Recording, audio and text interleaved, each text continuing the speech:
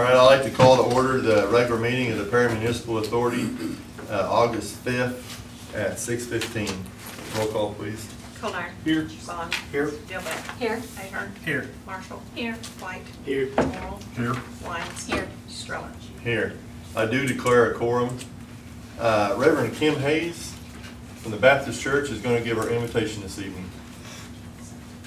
Seems like every time I schedule this to do this, I've got to go somewhere else, and so I'm sorry, I'll have to leave immediately. Well, we appreciate you coming. But thank you all. Let me pray with you. Heavenly Father, we come to you tonight. We want to thank you for this council that serves you so diligently, and thank you for their time, their efforts. We just pray that you would give them wisdom and direction. Bless them and their families and the time that it takes to be involved with city government. Thank you for the audience here today to come and share and ideas and constructive criticism, possibly, whatever it may be. But God, we just pray that you would just take charge of this meeting tonight. God, we just pray for events that have happened in our world and there in El Paso and Ohio. And Father, we pray for those families that you will give them peace and comfort and encouragement during this time. And Father God, we just again want to thank you for being such a great God. You are all around us. You're there and you're here. And so I pray that you would just be glorified tonight. And again, thank you for these servants of yours, Father. We ask your blessings upon them in Jesus' name. Amen. Amen. Thank you. Item number 1 is the consent agenda. There's one item on the agenda. Motion to approve. Second.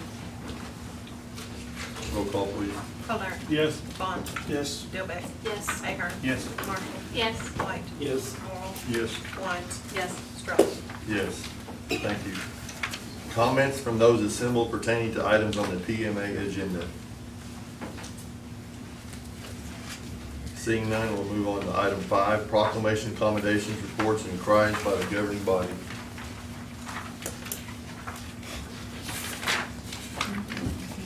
Seeing none, item 6, any new business needs to come before the authority tonight. Item 7, Motion to adjourn. Second. roll call, please. Colnar. Yes. Bond. Yes. Dilbeck. Yes. Ahern. Yes. Marshall.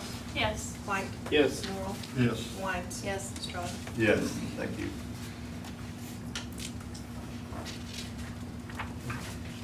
We'll call to order the regular meeting of the City Council of the City of Perry, August 5th. It is 6:17. Roll call, please. Colnar. Here. Bond. Here. Dilbeck. Here. Ahern. Here. Marshall. Here. White. Here. Morrell. Here. Lyons. Here. Stroller. Here. Do declare a quorum. Item number 1 is the consent agenda this evening. There's 4 different items on the agenda.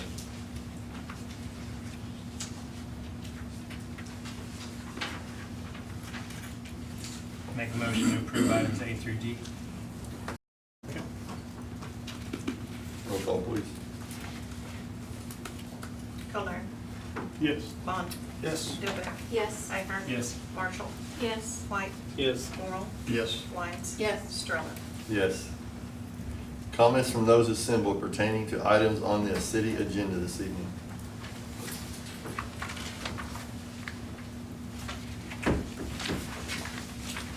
Seeing none, we will move to item 5, proclamation, accommodations, and reports by our inquiries by the governing body.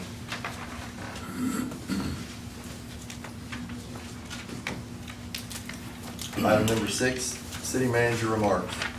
Thank you, sir. As most of you know, we've had closed the Carnegie Library for Saturday and again today for some fire suppression issues. We expect that library to be open tomorrow, assuming all the repairs go well. It's one of those situations where we could not have patrons nor staff in the building with fire suppression issues. And speaking of closing, the municipal pool will be closed tomorrow. It's usually open on Tuesday, but our pool staff is made of mostly of high school and college students and teachers, and tomorrow seems to be the day for them to get ready for school. So we'll be open Wednesday, Thursday, and Friday. The time I have left, I'd like to pass this to Dixie and let her talk about the Earl Dean substation dedication. I thought it was a great day. We had the dedication for the Earl Hicks substation last week. It was very well attended. OMPA had a lot of people here. The city of Perry was well represented and the community was well represented. Several members of Earl's family were here, including some that came from out of state. It was a very nice dedication. The weather even cooperated. We had a little bit of clouds and it was not too hot. Several people from the city spoke and the family was very pleased. This is a bigger deal maybe than some people realize, because this will not only be known locally as the Earl Dean Hicks substation, it will be known throughout OMPA and throughout the entire Southwest Power Pool. So it will be listed within 14 states in the SPP and all their maps and all their writings as the Earl Hicks substation. So we're very proud of that and really appreciate his contribution to our community, and we're glad everybody could be there. Thank you. Mayor? Okay, council, I've been asked to skip over item 7, do item 8 and 9. We'll come back to 7. There's some people that drove some distance to come talk about this rezoning. So with your permission, we'll do that.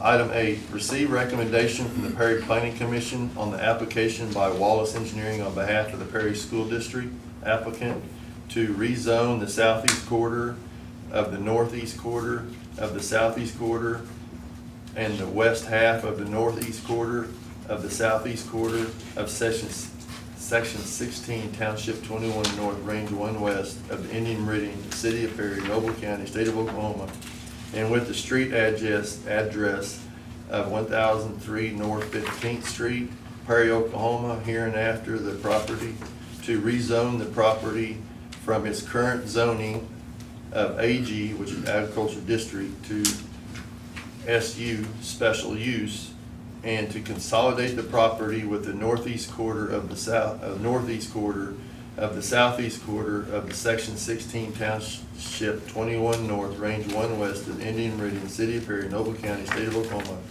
which tract is currently owned by the applicant.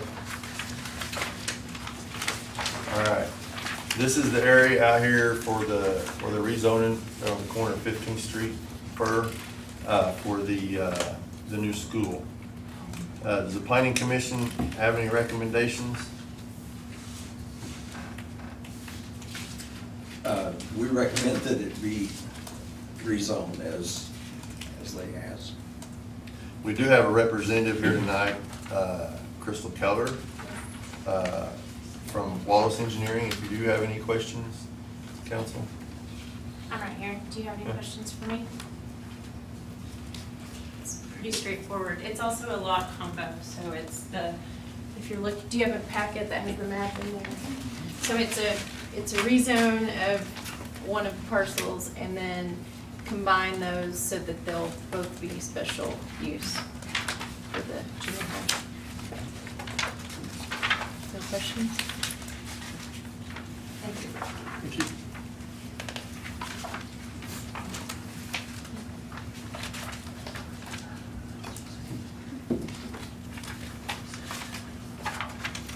Any questions?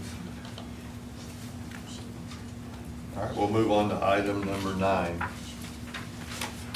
Consider approval of ordinance number 2019-18, amending the zoning from its current zoning of AG Agriculture District to SU Special Use for the southeast quarter of the northeast quarter of the southeast quarter of the west half of the northeast quarter of the southeast quarter of Section 16, Township 21 North, Range 1 West of the Indian Meridian, City of Perry, Noble County, State of Oklahoma, and with the street address of 1003 North 15th Street, Perry, Oklahoma, herein after the property, and authorizing the consolidation of the property with the northeast quarter of the northeast quarter of the southeast quarter of Section 16, Township 21 North, Range 1 West of the Indian Meridian, City of Perry, Noble County, State of Oklahoma, hereinafter second tract, which second tract is currently owned by the applicant, savings, severability, repealer, and declaring an emergency. This is just to consider the new zoning for school. Make a motion to approve the ordinance number 2019-18. Second. Any further discussion? Seeing none, roll call, please. Colern. Yes. Bond. Yes. Dilbeck. Yes. Ahern. Yes. Marshall. Yes. White. Yes. Moore. Yes. Wines. Yes. Stroller. Yes, thank you. Motion. Motion on emergency. Second. Roll call, please. Colern. Yes. Bond. Yes. Dilbeck. Yes. Ahern. Yes. Marshall. Yes. White. Yes. Moore. Yes. Wines. Yes. Stroller. Yes, thank you. All right. Now we will go back to item 7. Discussion of the current status of the Upper Black Bear Creek Watershed Dam Number 62 Perry Lake Project, presented by the city manager and other local, state, and federal officials who may be present. Inquiries and questions from the property owners, direct action as may be appropriate. Okay, this is for us to help inform some members of the audience about what's going on with the lake project. If there's any discussion in council, we can have that. If there's any member of the audience that would like to make statements, that's fine. I just ask you to keep your statements short to a couple minutes before we can get on with the meeting. I'll turn this over to Larry. First of all, thank you all for coming tonight. We appreciate your participation. Certainly appreciate Rusty Peterson from the Perry Field office. It's always nice to see you here. Rusty, thank you very much. Appreciate that. We invited other representatives, but they were unable to attend tonight. The rehabilitation of the Upper Blackberry Creek multipurpose structure has been in the works for many years, and now it's time to kick it up a notch, basically. February 28th, council hosted a well-attended meeting of property owners who would be impacted by this project. Since that February 28th meeting, the city engaged an independent appraiser to conduct appraisals. That process has been completed. Over the last few weeks, we have received assurance from the state and federal agencies that funding has been secured and encumbered for this project. Now the city's ready to move forward with negotiation for property easements, and those negotiations are subject of tonight's executive session later in the meeting. One of the major concerns mentioned in the February 28th meeting was detour routes. Once the road across the dam was closed for construction, you're getting maps now of those proposed detour routes. We understand the importance of and the concern regarding the detour routes. In the next week or so, Bryce, our city attorney, will be sending out letters of proposals along with copies of the appraiser's report. You will have ample time to review those reports. Once you've reviewed the report and the letter of proposal, you can contact us at City Hall, and we can arrange either a signing of the proposal, which has to be notarized, or a one-on-one meeting to answer further questions. So that brings us up to date to where we are right now, anyway. Do you have anything to say? There's compensation, of course, that comes with this. Hundreds and hundreds and hundreds of thousands of dollars that we will appropriate and offer to the property owners. These interests were appraised by a gentleman who is in the business to do these types of appraisals.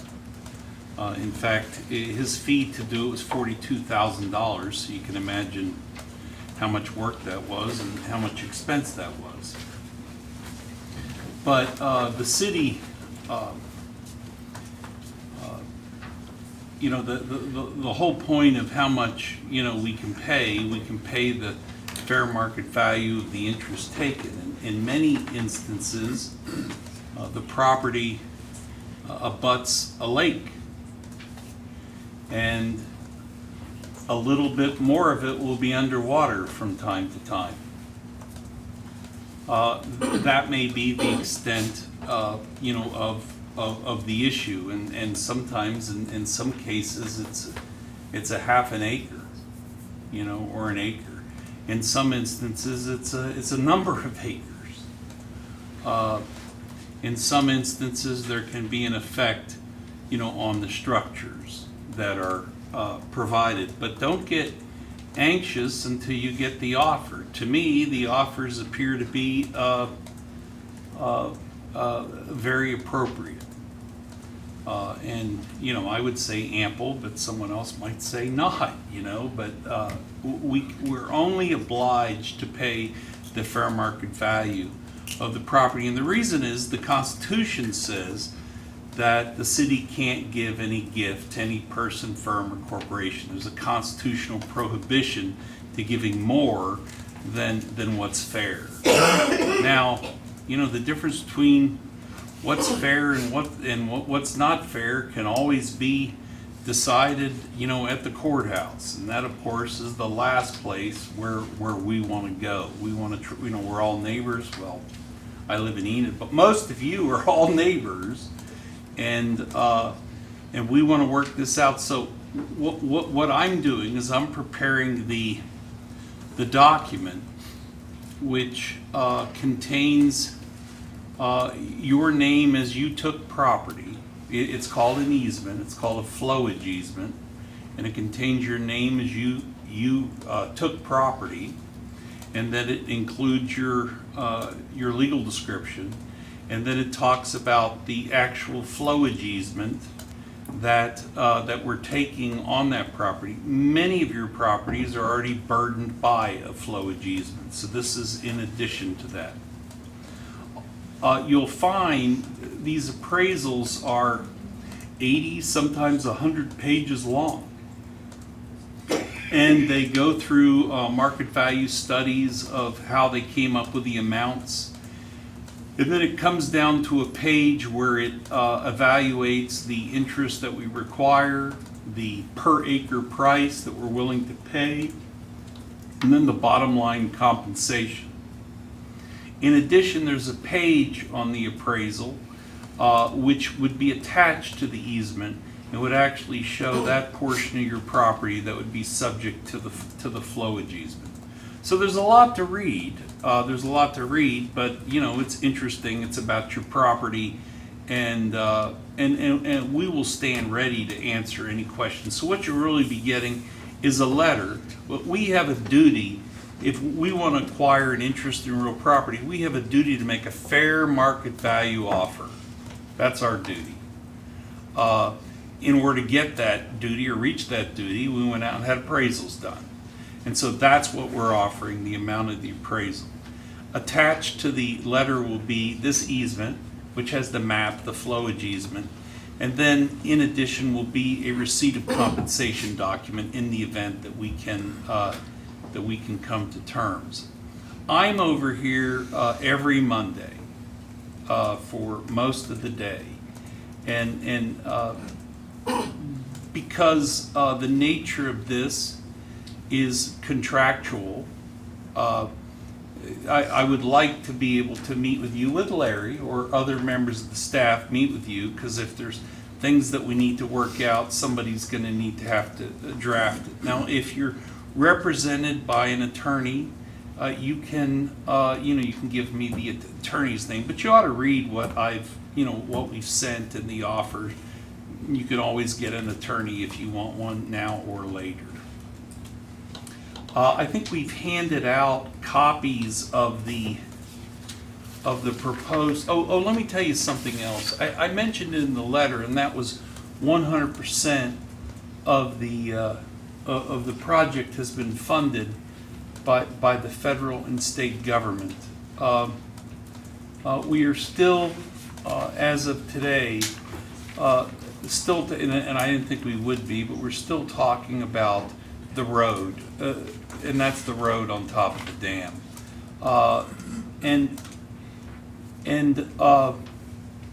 Between not the Fed, but between the state and the sponsors, the county and the city, we still have to ensure that road is made. So, you know, just rest assured, if we're doing this project, that road will be so much better than it is right now. I mean, at least the road over the dam. The question is whether the entrance and exit will be any better, and we're in discussions with the county on that. But the one thing that I want to point out to you is that that area is not located within the corporate limits of the city. I mean, it's not in the city property. In fact, you know, the city owns property just like you do out there. I mean, we're property owners, just like you, in the county. It's just that more of our land is underwater than yours is. I mean, we have much more underwater. I think that's important to understand because we are just a property owner out there. Now you say, well, it's your lake.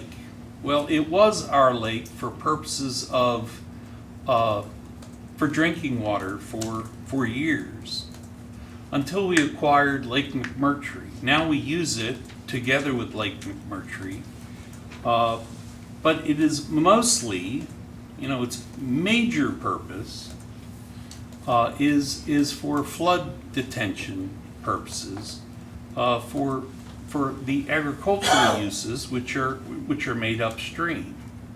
And of course, the reason that this improvement needs to be made is that the dam and lake worked. I mean, it worked. It did exactly what it was supposed to do. But over the years, it has silted in. And so its ability to collect that amount of water in the event that we have, you know, colossal rainfalls is no longer there. The other issue, of course, is that the dam wasn't built to the standards that they're talking about building this dam to.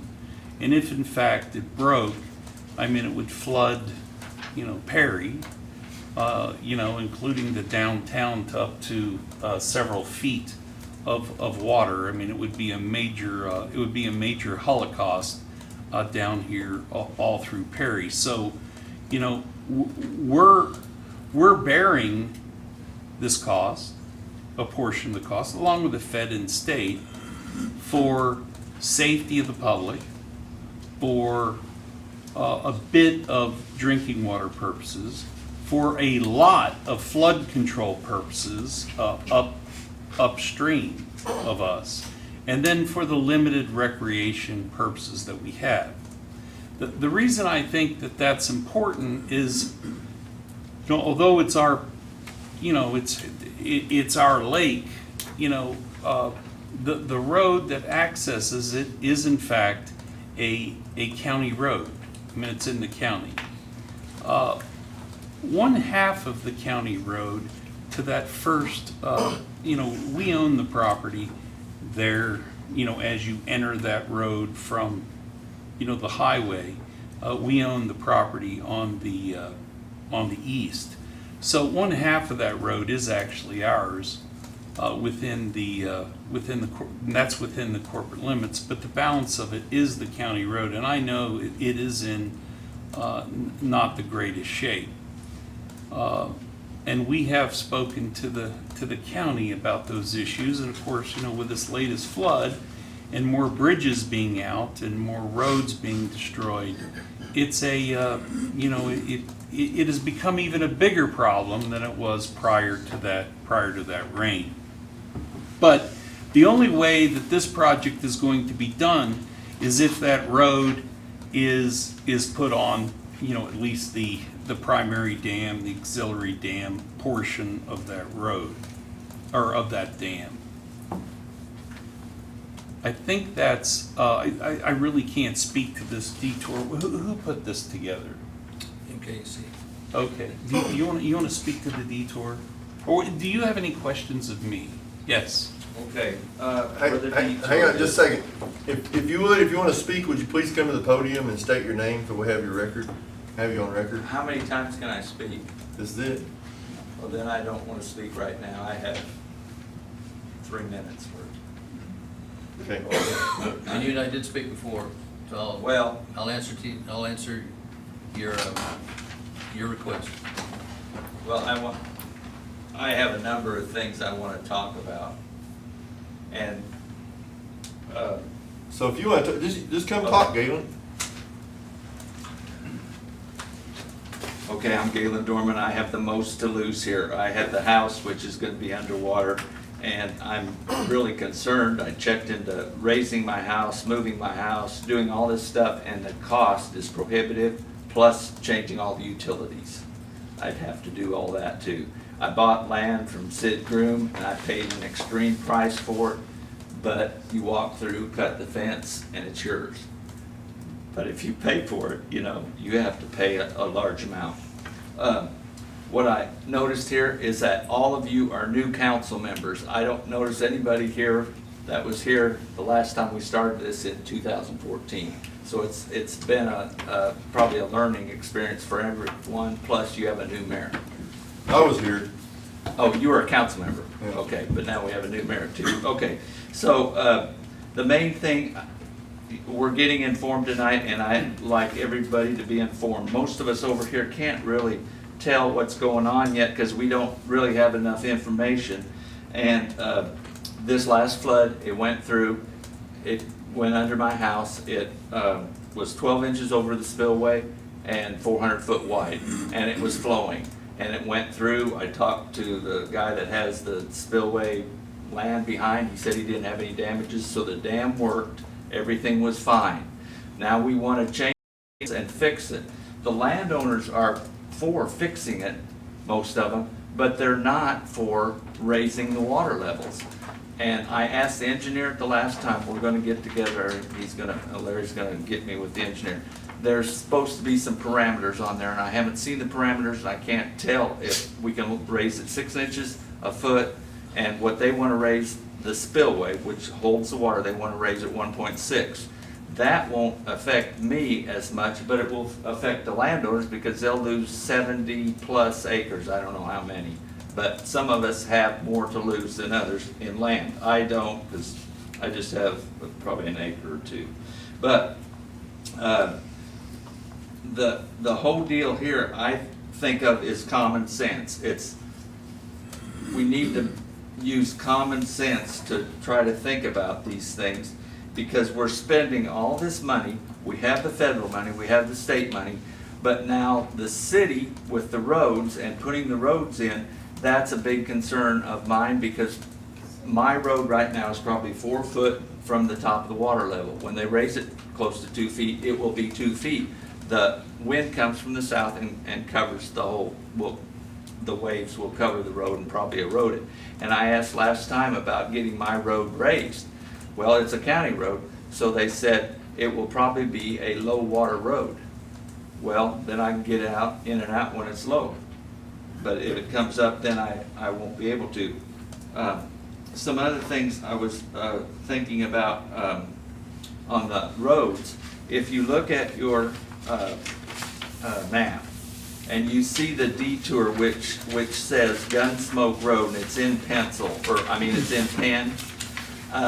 I came down that road with a trailer and I was going down the Frontier Road and I was going to Diane's, but I couldn't get through there because it was blocked at a bridge there. So I came down, and the red dot there is Terry Leonard's house, and I came down Gunsmoke hauling a trailer.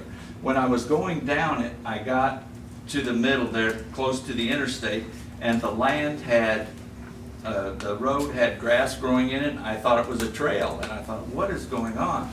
Over on this side was the ditch. So I stayed into the side here, moved further, and the ditch went into the middle of the road. Then when I got further, the ditch went to the side of the road. And this is a county road, and if you're going to detour that road, there's got to be major road work there. And We've just addressed that. We've already talked to the county commissioners. We have plans for rehabbing those roads, okay? Okay, because I talked to the county commissioner a while back, and he didn't give me any satisfaction, so that's why. We had a meeting a couple of weeks ago with all Okay, the I states and talked to him federal. probably a month ago. And, Because I wanted We've my come to road. an agreement on how to rehab those roads and prepare those roads for the situation. So will he be able to raise my road? That wasn't in the discussion. See, that's what I'm concerned about, you know, how do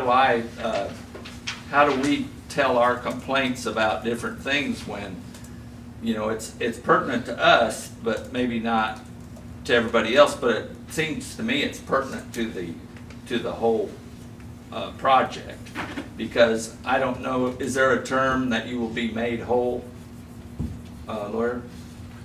We have a duty to pay the fair market value Okay. of that which is taken. Okay. And then the difference, for that which remains, we have to pay the difference between what it was worth before and after the taking. So there's two Okay. elements, what's taken, and then the difference between the value before and after the taking. And then what about egress and ingress? Those can all be considered Okay. issues of damage. Everything can be considered issues of damage. Okay, that's what I was concerned about, because if the water comes up and then I can't get in, I mean, that's part of living there. And so we have a number of options, but the monies that I've checked out on are extreme, like double wides, single wides, you know, and then you have to do utilities. Everything is costly now, more than back in 1985 when I built it.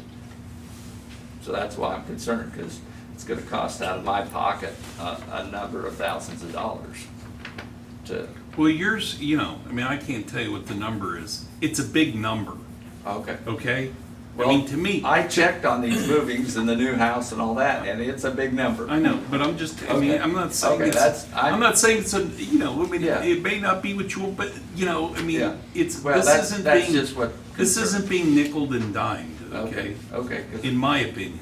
because I'm concerned about a number of things, and that's why I came to the meeting. Understand. Okay. Thank you, Galen. Any other questions, comments? Go ahead. Go ahead, Mr. Groom. I just came from the farm after a while ago, and they're preparing that land. Would you state your name, please? Darrell Groom. Thank you. I just came from the farm after a while ago, and my tenants are preparing that land for planting, cultivating. They got it cultivated now. Do you know when you're gonna, what can I tell them about planting their crop? When are you guys gonna start your construction on this, and how is it gonna affect me? It could start, next year. Okay, this season, planting season, we're in good shape then? Yeah, I mean, I would say this planting season, I think that they're gonna be working on the, I mean, where are you? Are you on the dam part or? Yeah, on the- mine is a north spillway. Okay. You They know, think that- I'm sorry, go Russ. ahead. They think that bids will be let the first quarter of next year, Okay. so it's not next week. Okay, well, here's something we need to think about, I don't know if it's been discussed, on that present, if you go to look at the present spillway, it empties into the creek, and the creek, that water, when you have these high rains and everything, it's eating right back up into your spillway.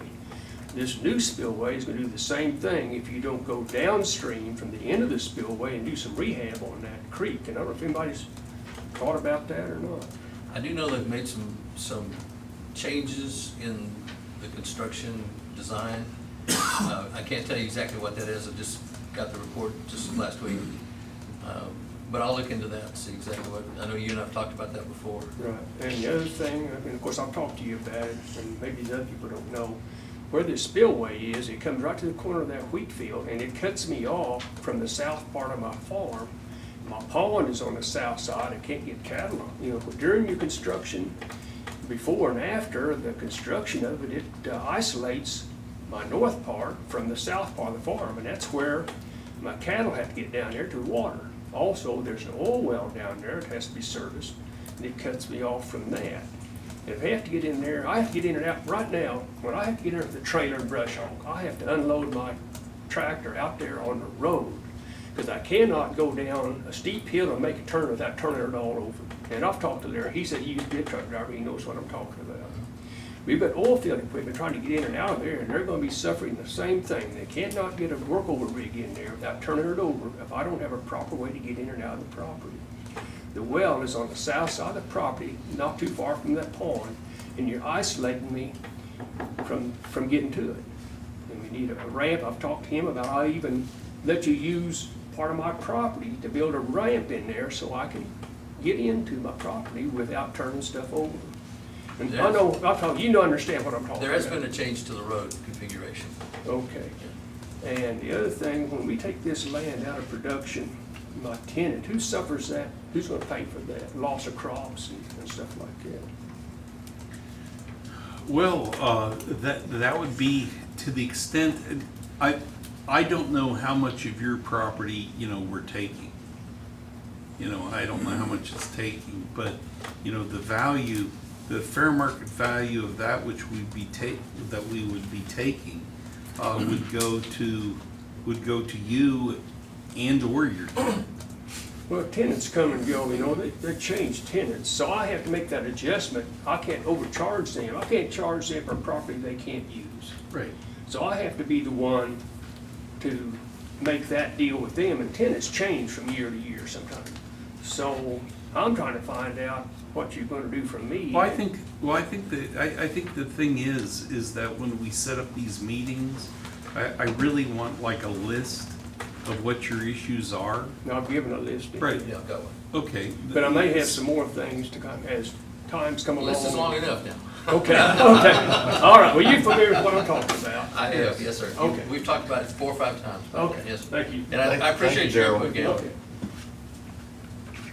Okay. We are going to be talking to the city council tonight about releasing the appraisals, and my recommendation is going to be to release the appraisals to you, because I want you to see how we determine it. I've got to get the consent of my client to do that. Most of the letters and the documents are ready to go, but what I didn't have was your deeds to see how you had that property titled. So I'm going to need to spend a little bit more time on the documents to get your names in. But I would suggest that this could go in the mail by the middle of next week. I want to make sure, when you're dealing with those legals, you want to read them and reread them and make sure that they're right. So, I would say, certainly by the end of next week, you should have this, to the extent my client, directs me to send it. So, and then we can take as many weeks, but we do want to see, anybody that wants to talk to us, we want, them to come over. If Monday would be good, I could come over at another time, but if Monday works, that would work great for me. It would work great for me. Todd?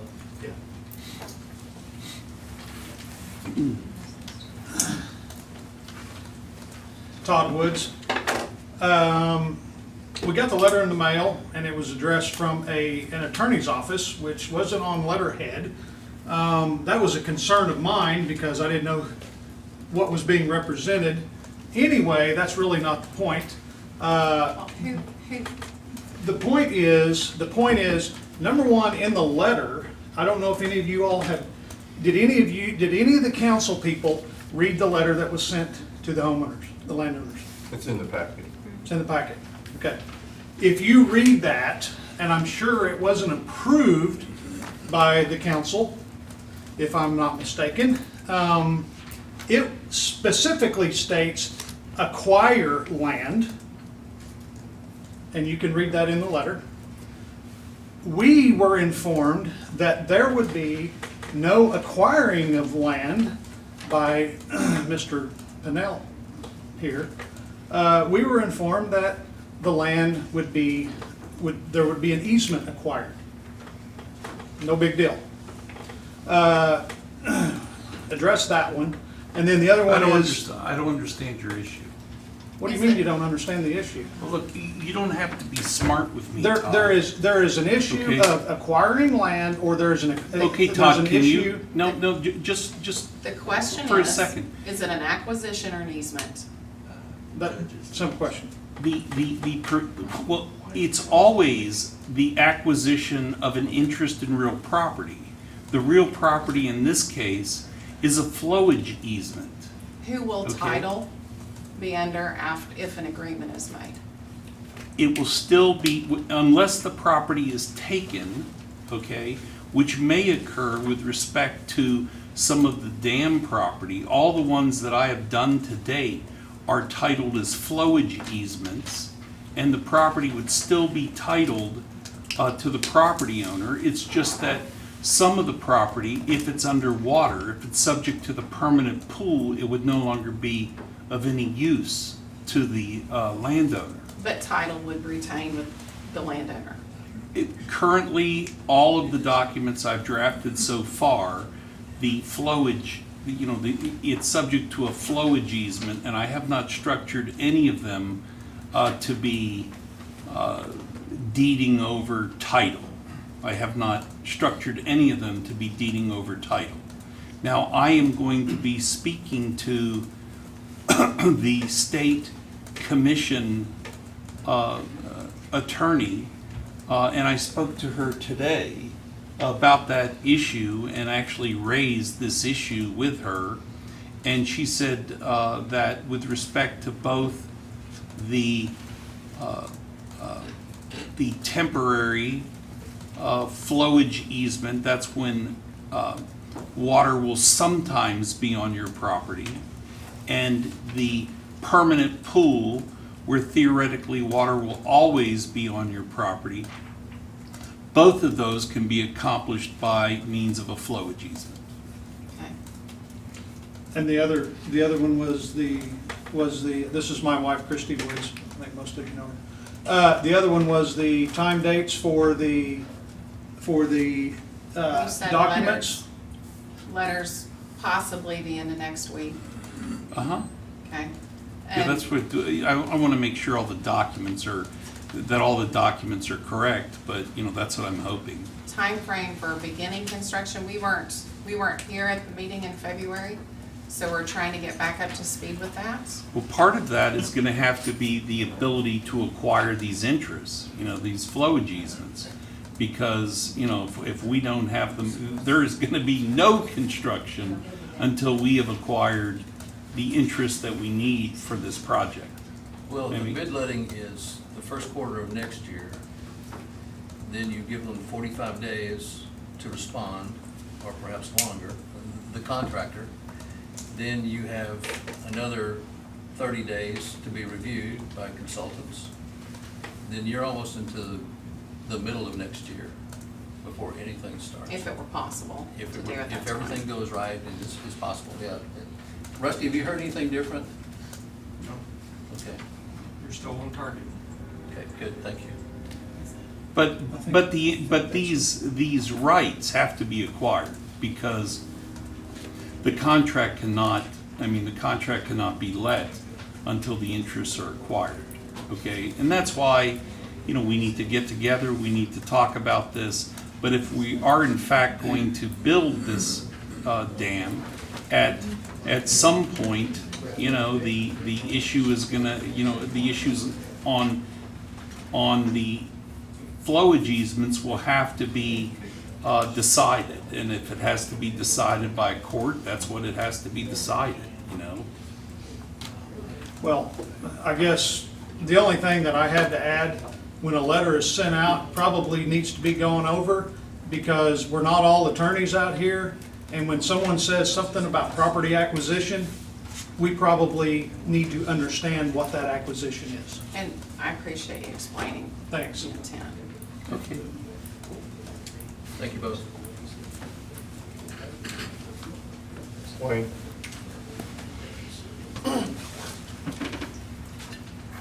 I'm Wayne Pagel. I own a property there on Frontier Road in County Line 80. You guys are gonna fix the Gunsmoke Road there. It looks like there's only about 3 red dots there, 3 families gonna be using that road. You guys are gonna fix it up well. But where the lake is on County Road 80, that little dash there that comes out, we had water over that road for about a block and a half, about 3 to 4 foot deep. And one-ton trucks wouldn't even go through it. So they had to go back around, and we had to travel down to on County Road 80 to the Orlando Road, and that road was pretty bad. So where was the water across Wayne? I'm sorry. Right there on County Road 80 where that white spot is covering the road there. That water there around the curve there was about, like I say, 3 or 4 foot deep. Oh, okay. And if the water stays over that road, you know, we're gonna have to go south to Orlando Road probably.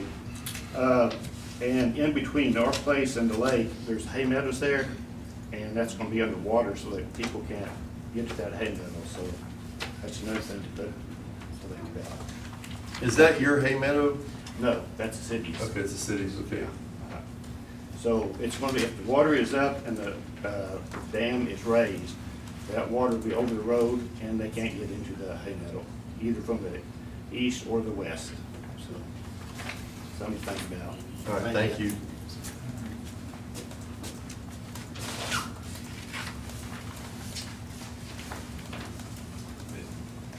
My name's Jason Proctor, and my wife and I have a house out on County Road 80, just right east of the lake.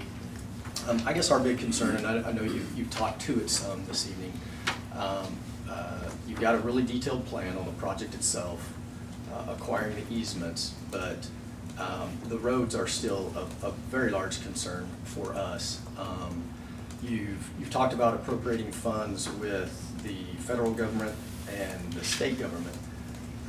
And as city government, I know you're working hard on the plan, but I really want to strongly urge you to have a very detailed plan on the roads, not just during construction, but after. And you've talked about you really want, as a city, to have a road back into place over the dam, but there's still quite a bit of activity out at the lake from a recreational perspective. We've seen traffic increase considerably over the last probably 3 summers. We've got a lot of local youngsters that go out there daily. A lot of boats, a lot of jet skis Yeah, all summer. and so the city, even though it is minimal, it's the city is getting revenue from the lake out there, and we want that to continue. But we also would really appreciate a detailed plan on what is that road going to look like once construction is finished. You're talking about the road that goes across the bridge. County Road. Right, Yes. County Road, right. Yes. And, you know, when we built our home out there about 17 years ago, and it was in really good condition. So that's what attracted us to build out there, was it was a paved road, and we wouldn't have to be traveling gravel and potted roads all the time during weather. So, you know, from my perspective, from my wife's perspective, that really is a very significant issue to be addressed, but also in the value of our home for, you know, future potential sell. You know, somebody that might be interested in our property, they're, you know, if a road's important to them, that's what we want. You know, that's where we want to have our. You know, what I'd like to suggest is that we all go to the county, and us too, you know, because we're property owners out there too, and, you know, and suggest to the county that they, I mean, you know, they apply their money all over, you know, all over the county. And, you know, maybe it's time for them to look real hard, you know, at this road, and maybe somebody's, you know, farm out there doesn't get, maybe they put the money here. And we would certainly be with you, and I think to the extent we can, we will, you know, we will assist, you know, with not only support there, but with dollars. But we've got to have the county committed too. Right. Because although they're a sponsor in this, and the county's great, I'm not saying anything against the, you know, Lance West, those are good people, you know, and they have less dollars than they need to. But, you know, there's grants, there's just dollars that could be appropriated to this purpose, and I agree with you, that would be a really nice improvement.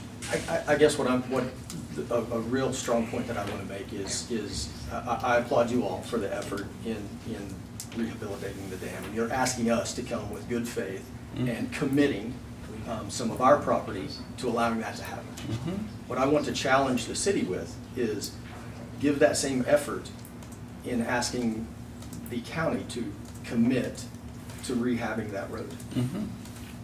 We've included them, Jason, in all of our meetings, but just getting them to come up with money has been a little bit difficult, because I understand that they've got a ton of roads, and all this last rain season was horrible for those people. And, but what I want to say, and Bryce kind of said it a while ago, you're not talking about the road over the dam, you're talking about the roads that extend from the dam. Because the road on top of the dam, the state lady that has control of all the money, she assured us that this would not progress unless we had means to put that road back on top of the dam.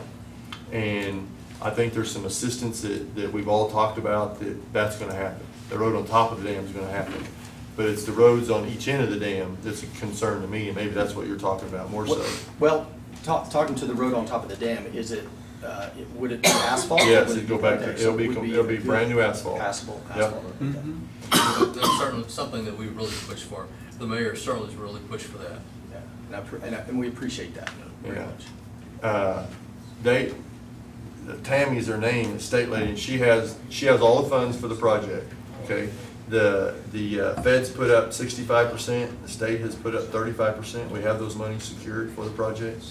And we had a meeting 2 weeks ago. She said that project would not progress from this point forward until we had the means to put that road back on top of the dam. Without putting that road back, there's no project. She made that very, very stern that was gonna happen. And she thought that she could help us with some assistance to get that done.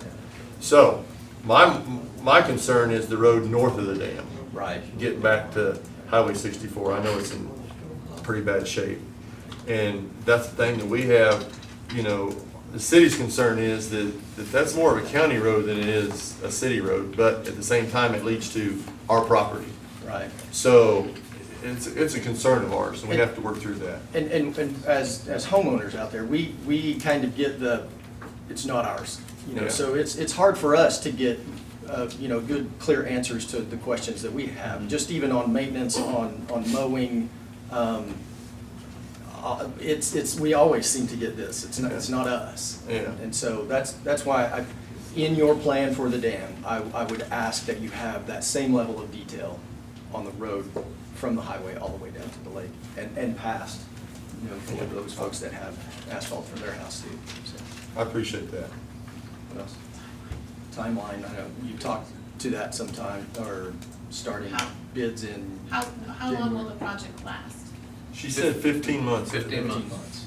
Okay. The timeline of the original job, I think, is 322 days or something. I think that's what they said at the meeting, but we all know with weather that Right. it's not gonna be under a year. She said 15 months, what she Okay. said. And then just a clarifying question on the map. During construction, is Gunsmoke closed? No. Or is that's It's the open. route, say, Lawson's, Pagel's, we would take Yeah. past Terry's house to come to No, hit we did, 90? we had, like I said, we had Lance in the meeting. Okay, We have some money maybe secured for rock, to rock those roads. Lance has agreed to haul it, okay. grade it, keep those roads in tip-top shape all the time. I know Galen, I believe, a while ago said something about Gunsmoke, that road will be completely rehabbed and. Okay, so it'd be blocked going north from Gunsmoke, Yes. correct? Okay. I don't know how far north it'll be. I don't know where the limits of the construction's gonna be. But you won't be able to go far north of Gunsmoke. Okay, okay. Thanks for your time. You bet, thank you. Galen, let me get some other people real quick. Ma'am? This was on top of the dam. Have you talked about guardrails? We discussed that, a couple of us. Used to have guardrails on it, and if people, like the high school kids, drive on that and go off the backside of that dam, that's almost instant death. I just wondered if. Go ahead, ma'am. Sure. Tricia Moore, and we live at the far west end of Frontier. First thing, this is the second time we've never received any information about this, so thanks to neighbors letting us know that we have meetings. We haven't been informed. But I just wanted to, I don't really have a lot to add from Jason, but I did just want to kind of reiterate some of his points. One, with the traffic on the dam, it has greatly increased, and this summer has been really busy out there. There's been lots of people out at that lake, and I've seen lots of out-of-state license plates as well coming in and out. And when I just had a question on when you're talking about replacement of the road over the dam, that's part of the project, that project's not gonna go without replacement of that road. Correct. But what are the parameters of, quote, replacement of the road over the dam? I mean, is that from the highway, or is that over the dam? That's over the dam, the scope of the dam, the scope of the project. Okay, so we don't have a guarantee then, there's no guarantee that when this project goes, there's gonna be any rehabilitation of the road from Highway 77 to any of the other access points to the lake. Me going north? Yeah. I'm talking from the Or north, where you turn off of the highway onto Lake Road. All the way right now, well, I can't say right now, 10 years ago, when we bought our property, that was a selling point for our property, because we were 3.5 miles down a good paved road. That's not the case anymore. We were also 3/4 of a mile when we bought our property, 3/4 of a mile down a well-maintained gravel road that had rock that would hold water. Before we bought our property, we made, every time it rained, the property went to auction every time it rained. We drove out to see the condition of that road. It was a good road. It was a passable road, good passable road. Our road, Frontier Road from 80 to the blind corner, if you want to drive down that road after it's sprinkled, you better have good life insurance, because you're guaranteed you're going into a ditch. Four-wheel drives, you can't keep a vehicle on the road. It is that bad. Just this last weekend, what we get, 1/4 inch of rain, 3/10 of an inch of rain, you're in the ditch going down that road. I mean, Well, with all due respect to what you're saying, I really mean that, okay? That has nothing to do with the city of Perry. That's a county road. well, I understand that, but again, it's on your detour route. I know, I And realize I that, understand but- that's a county road, but this project, again, with the finger pointing, this project is a collaborative project between the city Mhm. and the county. So there's an interest there.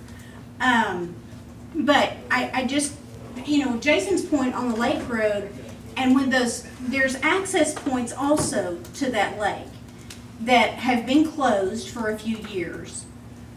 Is there a plan that those would be opened back up?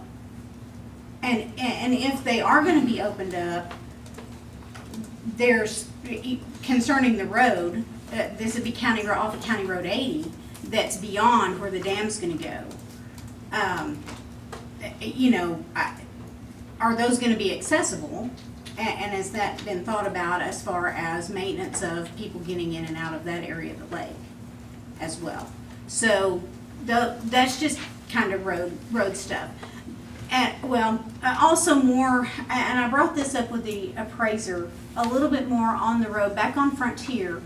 When the appraiser went over on our property with the map, and we have a pond on our place with a drainage tube, and it backs into the lake. We also get runoff from fields on the south side that come across Frontier, and they kind of lead into our pond, and then it goes back to the lake. So what I brought up with him, with the appraiser when he was going over his map, in those times when the water would get up, not the permanent pool, but in the times of a flood, on our property there coming across Frontier, we could potentially have water coming in both ways. If the lake's going up, and then we've got drainage coming in that comes through our property and dumps into the lake, we've got water coming both ways there. So I think there's gonna be potential there at that spot on Frontier as well that would need to be looked at with the increased depth, plus runoff.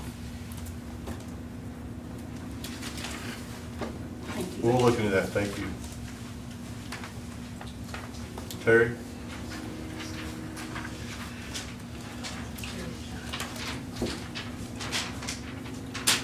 I didn't exactly dress up for this thing. Anyway, not forgot. Appreciate the opportunity to speak. I'm just gonna give you an opinion, my opinion.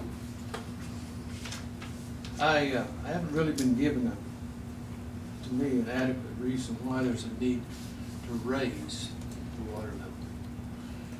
I mean, the most obvious reason would be for water, for the need of people. But you get all your water from Lake McMurtry. So why are we raising it? I guess it's because of NCRS. I don't know why we're doing it, but you're gonna cause yourself a lot of problems. A lot of roads are gonna have to be raised. Back water up on people's property they don't want it. So, I realize that there's probably a need to go along with what they want you to do. But it's been always my understanding here lately that the city didn't have any money. Your tax base is about gone. But yet we still gonna try to spend money that we really don't have. So, if you wanna raise the dam, fine. If you wanna put in a new spillway, fine. If you wanna put a bigger drawdown in, fine. Just don't raise the water level. You don't need it. Thank you. Thank you, Terry. Anyone else? Go ahead.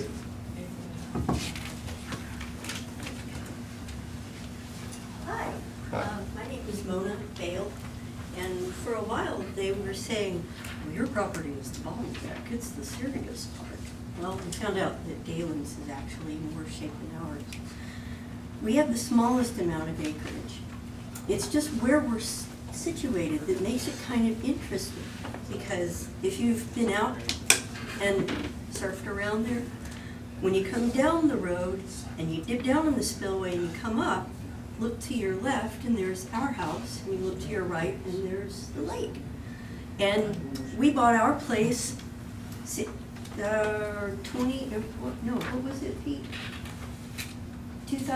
when we bought our property during the techno bubble, and when Ditch Witch was having problems, we buy a house.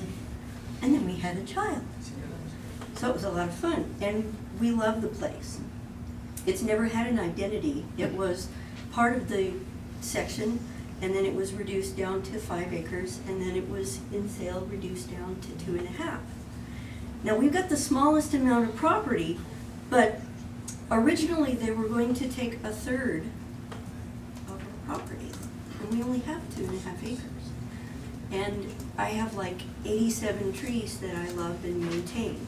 And yes, they all have names, ask my daughter. At first, they were going to take 40 of them, which is the entire west side of our property.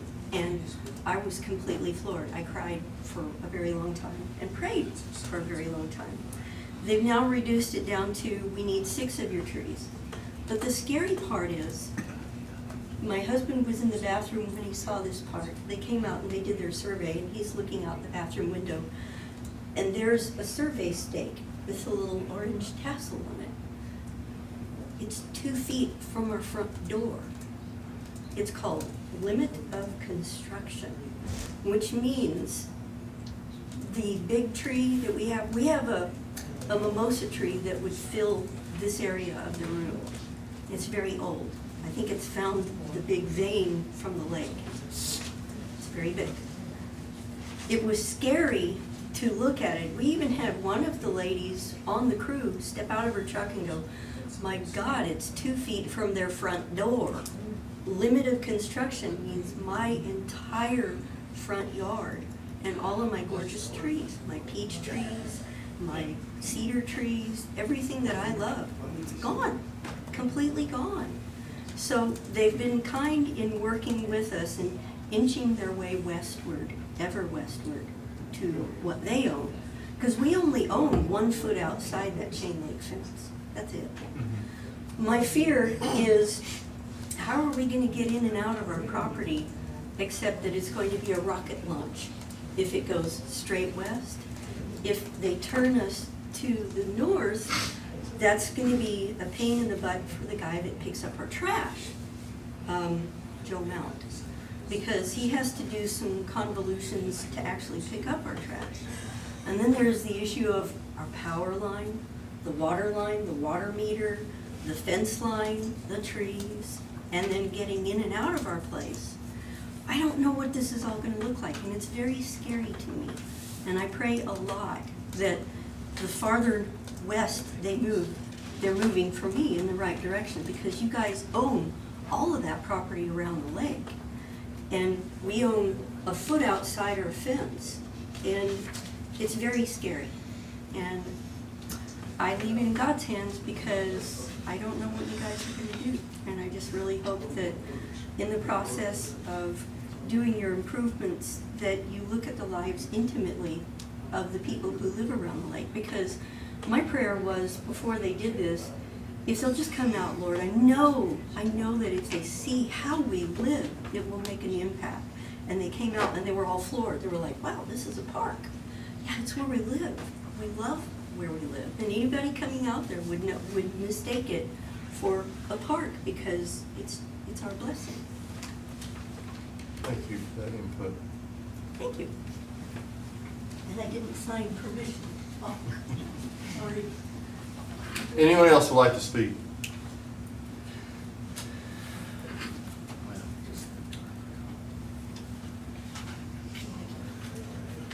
All right.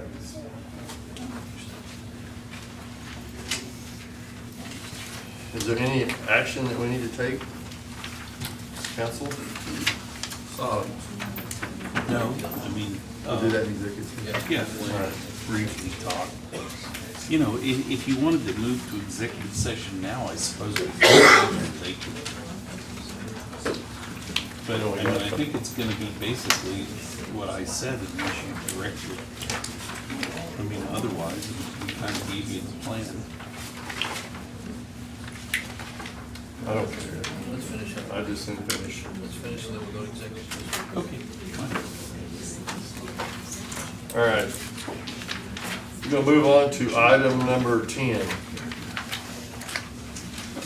Consider appointment of trustee to seat number 6 for the remainder of a 4-year term expiring May 2020 on the Perry Memorial Hospital Authority.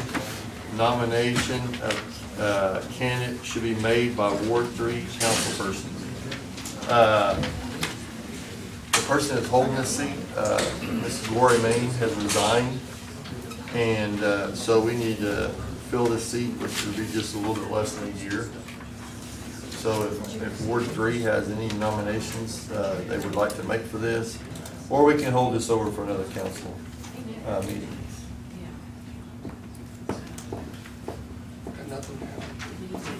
I have no recommendation at this time, Mayor. Okay. Would someone like to make the motion that we just hold this over then?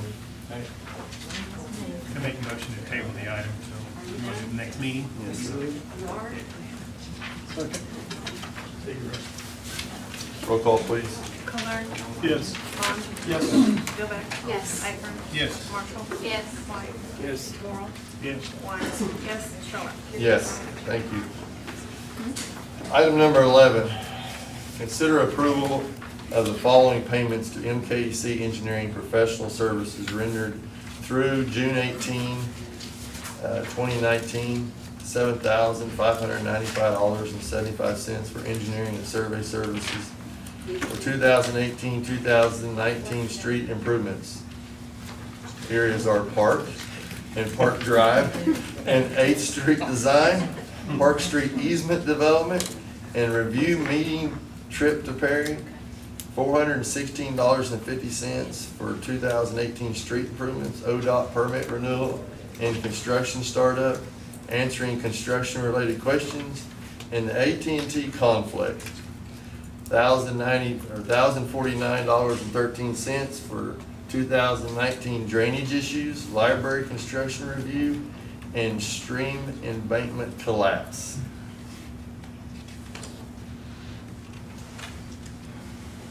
Any questions, council?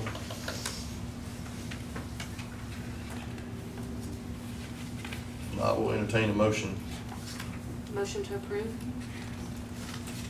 Second. Any more discussion? Roll call, please. Colern. Yes. Vaughn. Yes. Philbeck. Yes. Ahern. Yes. Marshall. Yes. White. Yes. Morrow. Yes. Wines. Yes. Stroller. Yes. Thank you, council. Item 12, consider approval of the following payment to R.L. Shears Company, PC Landscape Architects, invoice number 1217 in the amount of $11,280, rendering through July 11th, 2019 on the sidewalk project Phase 3.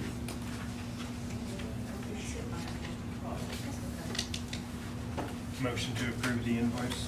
Second. Roll call, please. Colern. Yes. Vaughn. Yes. Philbeck. Yes. Ahern. Yes. Marshall. Yes. White. Yes. Morrow. Yes. Wines. Yes. Stroller. Yes. Item 13, consider approval of payment of $2,559.80 to Northern Oklahoma Development Authority for the CDBG grant administration fee earned in Phase 3 Master Sewer Drainage Project. Motion to approve. Second. Roll call, please. Colern. Yes. Vaughn. Yes. Philbeck.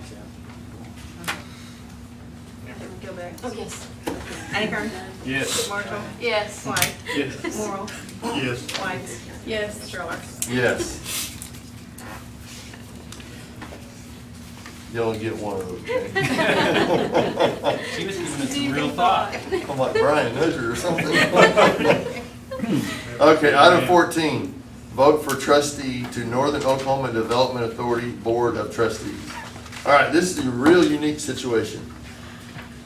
You guys voted on this to vote for me to be on the authority, and there has been a tie between me and Jim Potter at Red Rock. It's kind of confusing because there's five communities voting.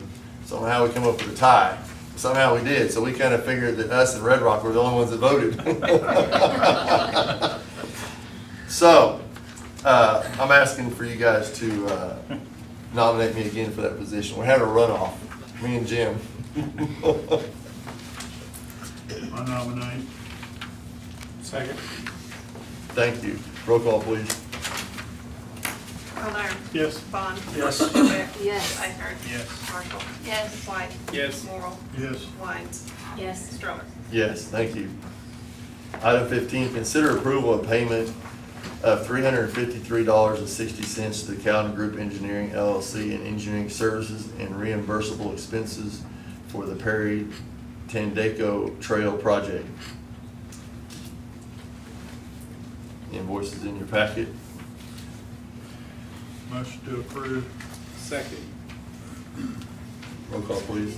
Colern. Yes. Vaughn. Yes. Philbeck. Yes. Ahern. Yes. Marshall. Yes. White. Yes. Morrow. Yes. Wines. Yes. Stroller. Yes, thank you.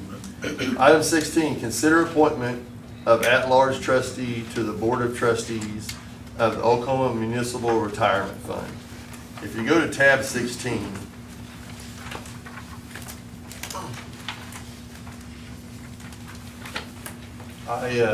I did some checking into these three different individuals that have been nominated for this. And this Robert Johnston is the city manager at Frederick. And he is also the chairman of the OMPA board, very well thought of.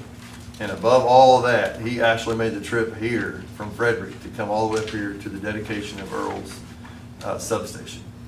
So I would like to see us nominate Robert Johnson for that, but it's up to y'all. Mayor is super good, just a super good. We just move to approve him, right? Yeah. Okay, well, I move to approve Robert Johnston. Second. Thank you all. Roll call, please. Kolar. Yes. Bond. Yes. Philbeck. Yes. Avon. Yes. Marshall. Yes. White. Yes. Oral. White. Yes. Stroller. Yes. Item 17, consider approval of ordinance number 2019-16 of the City Council of the City of Perry, Oklahoma, amending Chapter 17, Article 2 of the Perry Municipal Code 2018 supplement by amending of Section 17-202F by making the amount of the residential deposit consistent after disconnect with a minimum deposit amount, lowering the reconnect fee by eliminating the after normal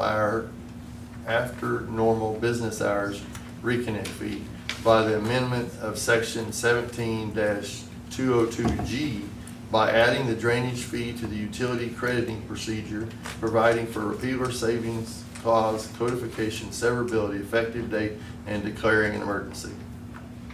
Bryce, I'll let you handle this. Please, sir. We are lowering a fee today. I mean, come on. Gloria, drum- that should be drum- right on the. drum Eric, roll. can I get an amen?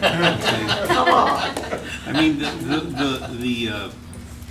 the disconnect fee was $40 during normal business hours and $60 after business hours. We now have, we can do it in the office. Of course, it does take listing, service order, it takes time of the clerk. I mean, there's still administrative costs, but, you know, we're cutting it in half and then, you know, by 2/3. So that's the first issue. The second issue is, you know, our deposits used to be $150 for water and electric. And when people left without paying, we were left with hundreds of dollars of unpaid amounts because our deposits were so low. So in 2015, we raised our deposit to $300. 50 for water, $250 for electric? Right. Yeah. But when we did that, and we did that in 2015, but what we didn't do with respect to this ordinance is we didn't say that if you were disconnected, there's many people that have that $150 deposit. Heck, there's people that probably have a $50 deposit from the 80s or the 70s, you know. But what we provided was that if you disconnect them, and that's, you know, you give them notice and they don't pay, and then you give them another notice and they don't pay, and then you disconnect them, you have to raise up to the minimum deposit. Now, we're trying to get everybody up to the minimum deposit, because 150, I mean, I don't know what your electric bill is, and your water bill, and your sewer bill, you know, all your bills, but, you know, it will take us, I don't know, 60 days. You know, I mean, if you want to cheat us, you can probably, you know, cheat us for what, 45, 60 days? At least 45. At least 45 days. And during that time, you can run up a pretty serious bill. And so we're just trying to collect some of that. So this is really, this one is really a Scribner's error. Back when we changed the deposit amount, we should have changed this provision that provides in case you get turned off, that's what we'll go to. But of course, you know, that's up to you. The commercial was correct, because did we not raise commercial? I guess we didn't raise it at that time in 2015. No. Yeah, I think we only raised residential. The other one is really nothing. We now have a drainage fee, And we have a provision that provides how the fees get credited. And so we just added the drainage fee, how it gets credited to your bill. That is really not doing anything, it's just recognizing that we have a drainage fee and provides that it gets credited seventh before interest and penalties. So that's this ordinance. I asked Dixie today if she would give me the original agenda item when we passed the new deposit of $300, and this was back in March 2nd of 2015, and it was explained by Miss Meredith Meacham Wilson. This is right in the minutes. I had to bring that up. You actually did something on this. So anyway, no, just kidding, Meredith. It says in here in the fiscal year, now this is March, so our fiscal year goes from July all the way around to June. So this is in March, which is 3/4 of our year, that year in 15. 71 customers had left us with $23,000 worth of bills that year. And so that was the original intent of raising the initial deposit, $300, just to try to help recoup that money if someone left us hanging.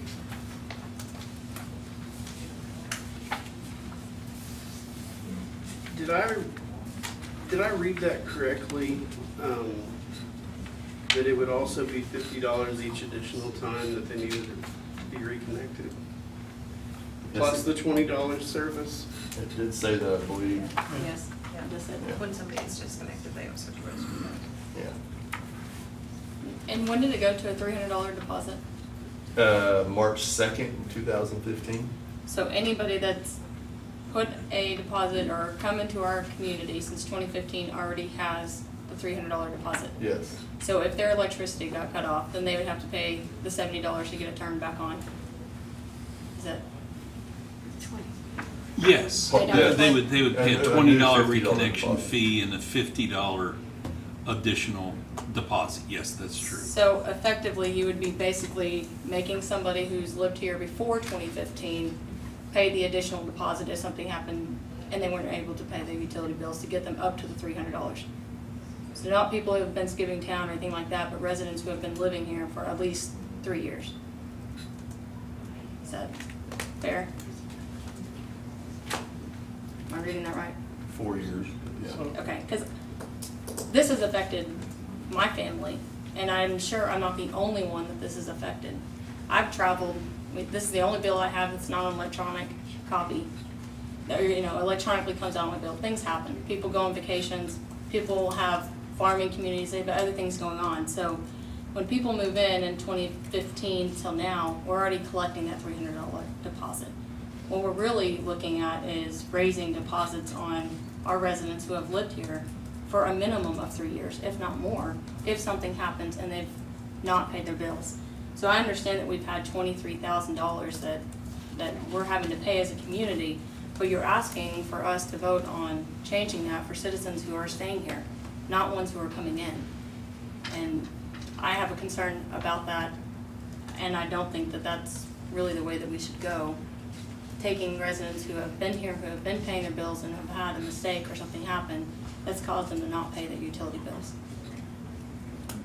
So would you say once if they get a pass? I'm just trying to figure out how, if they did it again, then would it be But bumped they to are 300? paying fees to get, I would think that we would look at our fees structure and how we are looking at paying. I'm not saying I shouldn't have paid the penalty, and obviously if I'm late, I'm already paying a 20% more on my bill, and I'm gonna be paying to get it turned back on. I'm not saying that those fees aren't justified.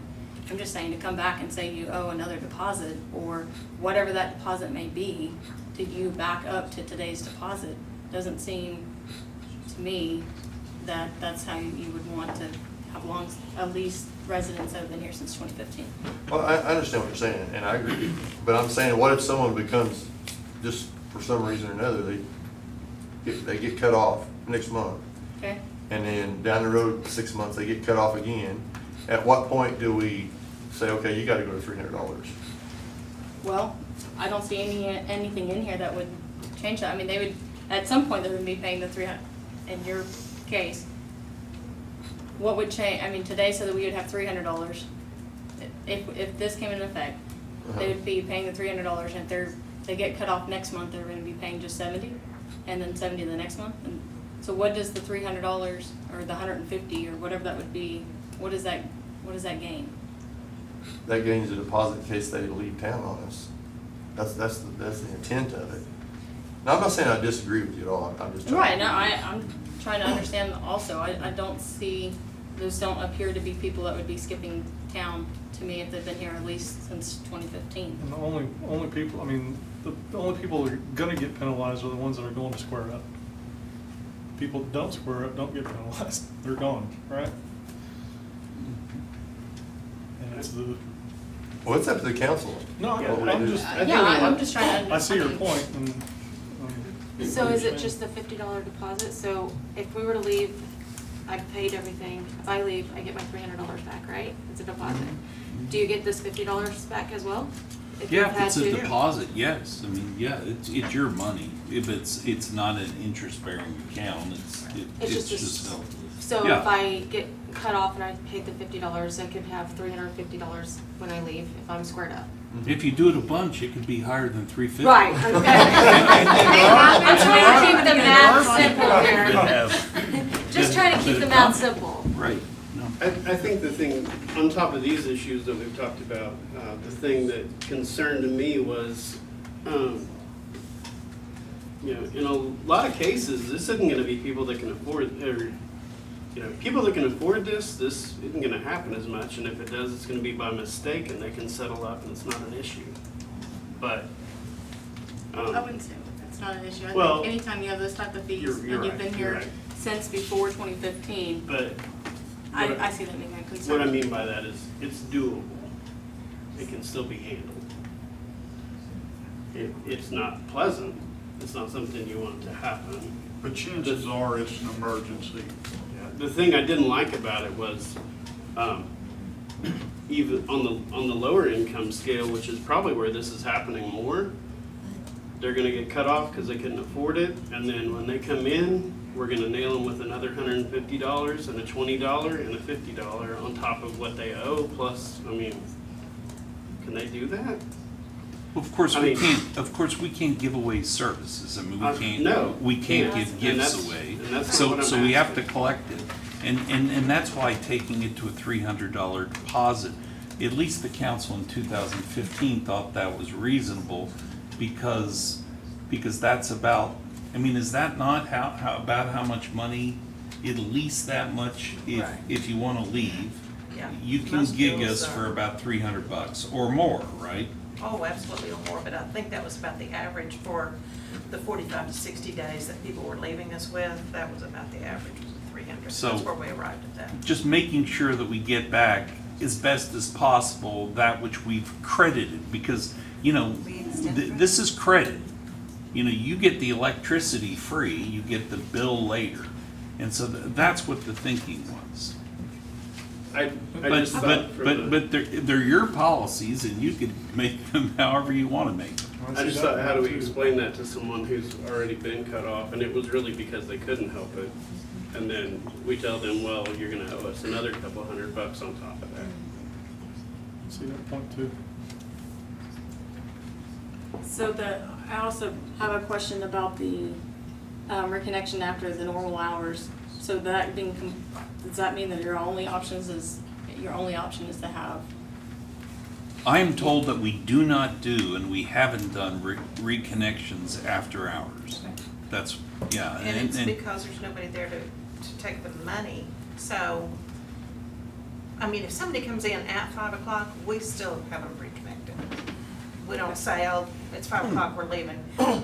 They still get reconnected, but once the office is closed and there's nobody there to accept the money, then we can't reconnect until the money is paid. So there's just not a what, not So a we're way not that we offering can that make it service happen. today, really? Do it. I said, so we don't even really offer that No, service? we No, really no, don't. we're not offering that today, yeah. So, if someone comes in, I'm new to town, I come in, want to set up utilities, it's $300 deposit, okay? Right. Okay.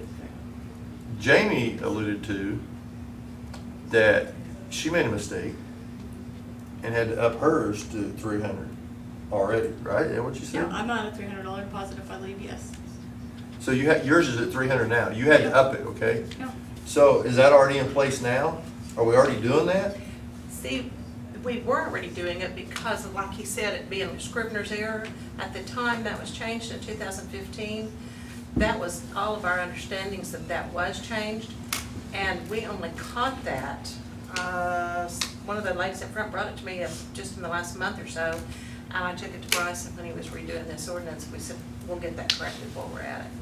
So yes, that has been in effect because that was the whole understanding that it was done at that time because that's the way it historically been, is whatever the deposit was. So that's apparently what we're was already done. doing that. I'm So- just saying, as a citizen, I can tell you, I called my council person one time. This was it. When I walked in to pay that utility bill, I was shocked. I get having to pay a late fee. But when you're paying more fees than you are in the utilities that I owed you, it did not feel that I was being treated as a good citizen that we want to represent. And again, I get it. When you're coming in and you're new, you're getting that deposit. I understand that we don't know who they are. We don't know what's going on. With those, I don't see a problem with the $300 deposit. I do see that anybody that's been here longer than 3 years is being treated like they're a brand new citizen to our town. So that's my 2 cents. I understand that not everybody probably feels that way, but again, as everything is in automatic drafts and things in today's times and these, you have a process that you can go do that, but it has to be over the computer. It's not automatic. It didn't sit well with me personally. I have a question though. So, I mean, I completely agree with Jamie. I think that if you're asking more than what's actually delinquent to turn it back on, that's a hard pill to swallow. But how I read this, what we're actually voting on today, is that if you wanted it turned back on, we're taking it from $90 to $70. Is that correct? So you have the $50 deposit, you're originally doing the $40, and then you're wanting to lower it down $20. So it went from 90 to 70. So that's at least a step in the right direction. Isn't that what we're voting on, right? That's part of Yeah. it. Okay, what's the other part again? The other part is the deposits right now are $300. Okay, And in the way it's written, if we turn you off, we want to get your deposit up to what the minimum deposit is, okay, which is $300. okay, Now, that $50 as it's written will only get charged if it occurs again. Not the first time. Okay, not the first time, not Okay. the first time. So, but, because it says for each cutoff thereafter. But what we're trying to do is we're trying to get everybody's deposit up to the minimum. Now, I mean, some cities provide for payback of deposits which we do, right? And when do we? 5 years. 5 years, no That's cutoffs, competition. no, Right. you know, When we it is pay. good record, you Yeah, can good request record. We return your pay, deposit. we pay off. So, I mean, that's part of, your point, what about the way we treat folks that have been here a long time? When was the last time we actually went through, do they have to ask or? Yes, they have to ask, They have because to we don't have ask. any way to track it. We don't track that, But a so. lot of people You'd do. ask about my $50. Yeah, a lot of people- I've been here a long time. What do we? This is their money, this is the citizens' Yeah. money, it is a deposit. You use the word fee, it's not a fee, it's a deposit. Some It is your cities- money. I said I can see paying a fee, but still, if I have to walk back in, I have to have that money in hand to be able to hand everybody, and not Because everybody. it's our protection, You know, if- being the city.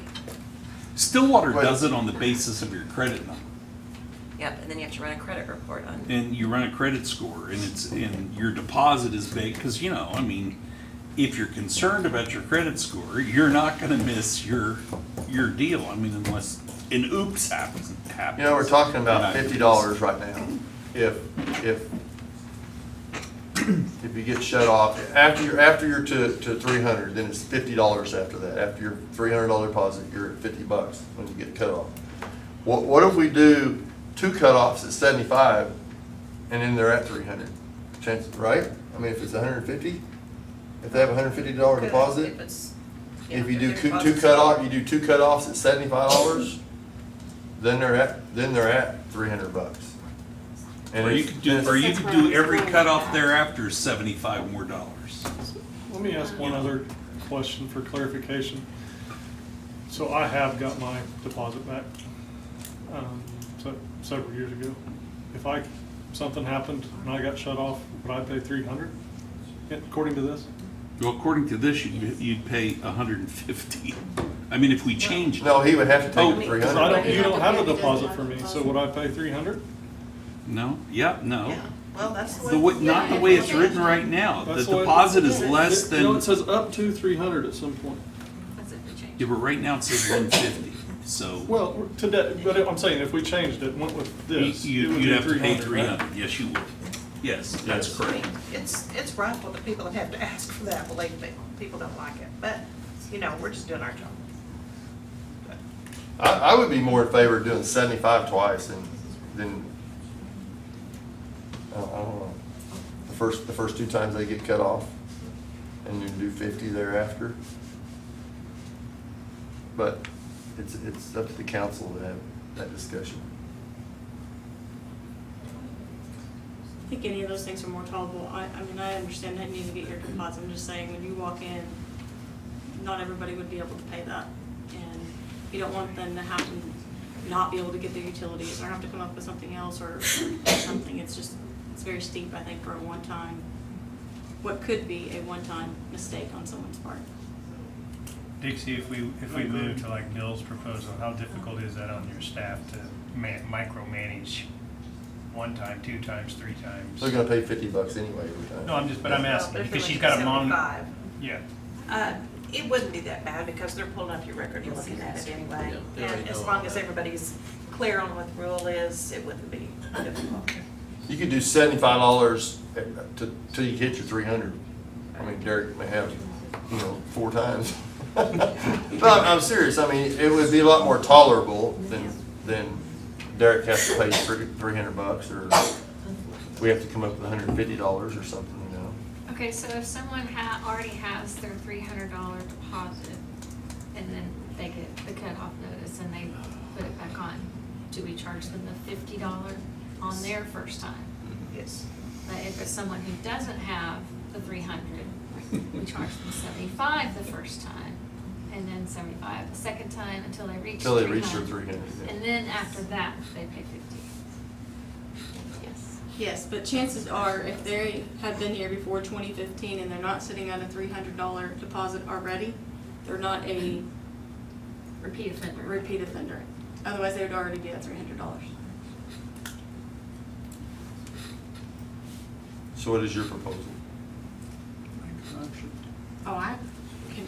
I'm just asking, I mean, do you have a proposal?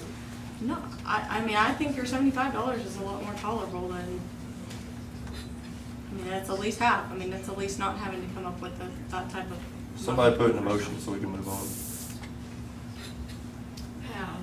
Well, Write that out. can't we just raise the 150 to 225? I mean, doesn't that, and then 50 there, I mean, that's simple. We get, yeah, we get the ordinance. Yeah. I mean, just not 300, 225, and we don't have to bring it back. Well, why would you have to bring it back anyway? Well, I mean, I would probably have to rewrite it if we were saying 75 per. I would need to rewrite it. So you don't have to rewrite it if we do 75 once? Well, no, it's very easy. You would just substitute, Oh, I for see. 300, you would substitute 225. It would be Okay. effectively what you wanted. You just wouldn't get the other, it's fine. That would be fine, if that's what you want to do. So it'd be 75 the first time, and then after that it's 50. Yeah. It wouldn't be 75 the second Right. time, okay. So it would state if the respective utility is disconnected and the deposit is less than $225 for residential service or a minimum of $400 for commercial, Correct. then they have to increase it up to $225 or $400 respectively. So Yes. what we're saying then is I would have to pay $225 in my case. That's correct. That's what we'd say. It's a big penalty for somebody that's been paying and not having a Well, problem. no, 75, No, I don't. Huh? Well, he got his deposit Well, back. he got his. No, yeah, but that's not, that was my Yeah, for intent. 5 years. Without interest. My intent was to pay $75 twice. I know what your intent And then was. go to 50 And until you hit the max. Right. But this is, my proposal is less than that. No, No. overall it is. $25. I don't plan on doing it. Well, ever, we're certainly but- not, you're certainly not suggesting that your deposit is $75, are you? No. No. If you get cut off. You would leave the 150 there, then the first What time if you you had add zero, what if you had zero deposit? I have What if zero. you're Derek and you got zero deposit? I would And walk he in and pay has only got his back $225 plus. $225 for his deposit. Just don't do it, okay? I don't plan on it. I'm saying, How long is as it that you someone have to leave your that's been deposit? paying I the know- I bill know for what you're years and saying. years, It's 5 years. if something happens. 5 years, yeah. When I said, I have my auto Starts withdrawal. tomorrow. Okay. So I started with that, I think I can. Somebody make a motion, I wanna go home. Let's do, can we strike the raising the deposit all out and just change the 50 to 75? Each time. I don't wanna, I think 50 is all right. Per time, I mean, the only reason I said 75 was to get 2 to 300 and 2 cutoffs if you had a $150 deposit. But, and that's where, but if we change it that way, it'd be 75 every time, and then you don't end up with a case like me, with 225. Yeah. Plus the penalties, plus the.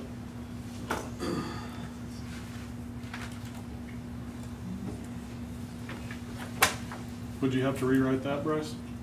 Yeah, I think so. To strike 300 and change? Well, 50 you'd to strike 75? 300 and you'd strike 150. You would say that, We've already got that that if straight. you got disconnected, your deposit would be $75. I mean, that's what you want, right? That's what I was saying. Right. Each time. You have in addition, take out, the if, all the way from if down to the whole thing. I think it's my They opinion, shall be required to post an additional $50 deposit. you know, my opinion is that if Derek gets cut off, it's gonna cost him $150. And then after time after that, it's gonna cost him $75 until he gets up to 300, and then it's gonna be 50 after that. I know that's probably complicated, Bryce, but like we haven't ever brought something back 6 times. Because again, anybody after 2015 is out a $300 deposit. Already.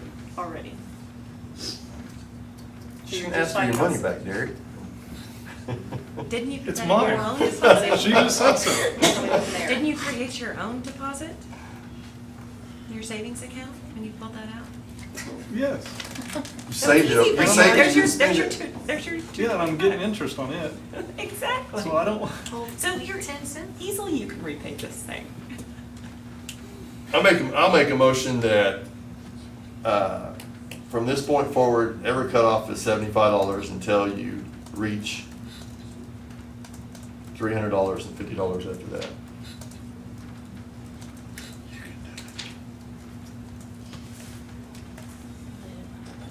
What are you thinking? I'll Bryce? second it.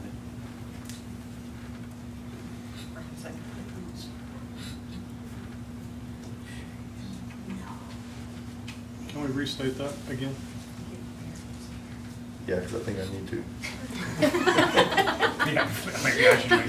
Yeah, rescind yours. I understood it. Okay. If, I make the motion, if you have no deposit, your first penalty is $150. Deposit. No. After that, you have a $75 deposit until you reach 300, $50 deposit after that,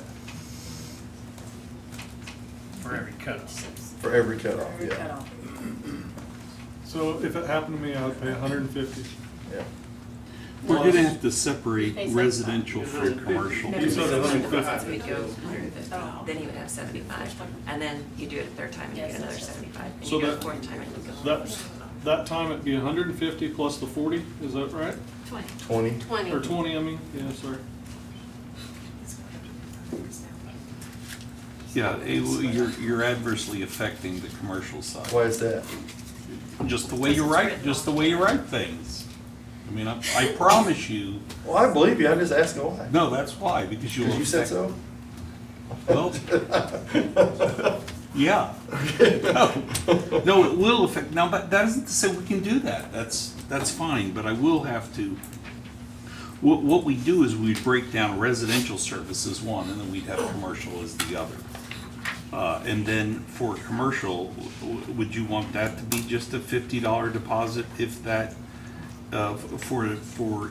Are they not all at 400 then? Yeah, they're at 400. Or more, some of them. Yeah. Ladies and gentlemen, why don't we table this to the next meeting and get more concise information?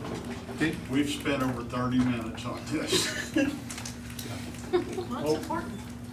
I realize, but It is important, and I mean. Well, we I think all of us need to know that. gotta give Bryce some kind of direction, how we feel, you know?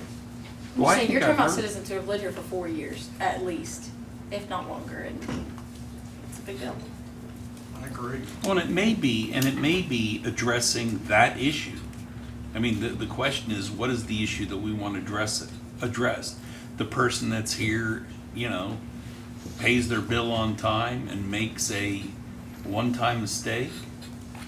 Or the person that is very likely to leave you a giant bill, you know, because they keep getting turned off and keep getting turned off. I mean, are we wanting to give them, or are we not wanting to address the whole reason to have a deposit, and that is to protect the public coffers? And if you want to do it both ways, I mean, I understand that a good utility customer, that's why we have this payback of deposit. I mean, a good utility customer ought to get a break, not for making a mistake, shouldn't probably be able to, you know, have to pay this, like in your instance, and then like your instance.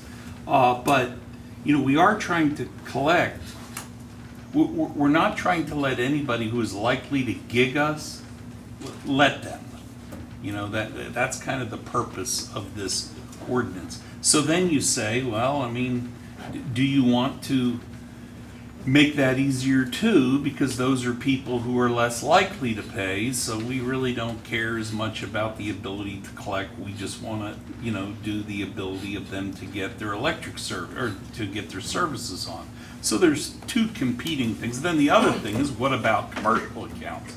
How do we feel about commercial accounts? So I would think that we would, I like the idea of tabling, you know, and I think maybe coming back and proposing it in a way where we take care of those who just make an honest mistake. We bring you back facts and figures. I want some facts and figures as to say who's leaving us these, you know, these big accounts, and how much is it? And what are the bonds of those folks? Let's give you some data to look at that we can prove with respect to this ordinance, because we didn't do this. We brought it as it was a Scribner's error, you know, in an ordinance that was passed. But I think with research that you're asking for, it's going to show whether it was a simple mistake that happened, or if someone that lets this happen quite often. And we can pull that And it data. ought We to can't use clearly show names. that. We can't use names. We can't use names, but we can give you that data. If you'd let us do that, that would be great. Motion to hold over. Second. Roll call, please. I'm not gonna ask for final discussion. Roll call, please. Kolar. Yes. Bond. Yes. Gilbert. Yes. Ahern. Yes. Marshall. Yes. White. Yes. Moore. Yes. Whites. Yes. Stroller. Yes. All right, where are we at? 18. Consider approval of ordinance number 2019-17 of the City Council of the City of Perry, Oklahoma, amending Chapter 2, Article 3 of the Perry Municipal Code, 2018 supplement by amending of Section 2-1 103.4, establishing the definitions of temporary absence and disability to be used by the city manager in appointing a qualified acting city manager, providing for repealer, savings, codification, severability, and declaring an emergency. All right. Where this came from is in our charter, it says that the city manager may appoint somebody in case of a situation where he was incapacitated or wasn't here to make decisions. And so I've been talking with Larry for a couple months about this, and he hadn't made a decision on how he wanted to handle it, and him and I talked back and forth about, he wanted more clarification of what that meant, what that looked like, you know? And he didn't want to run to Stillwater and have somebody taking over his managership, which was very respectful. So I mean, I wanted to get some clarification to some of his issues, which the charter, if you, it's in the packet there, I believe. It was very vague about what it said, you know. So the two basic things that we looked at was that if he's out of the city of Perry for more than 2 days, or whenever the city manager is out of the state, if there's an emergency come up. Then disability, you can read there, it means the city manager is hospitalized, undergoing a procedure, surgery, or any time the city manager is unable to perform his essential functions of his job description.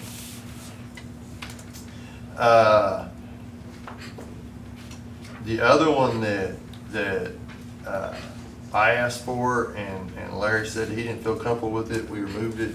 I said there was one we had wrote up that said that if we couldn't get a hold of him for 3 hours, whether it be email or cell phone or text message, and the reason I thought about that, I mean, you know, say he was in a car wreck or something, and we couldn't get a hold of him and his wife or something, and there's some emergency came up, and but he said that was a little bothersome to him, and so we took that away. We struck that, you know.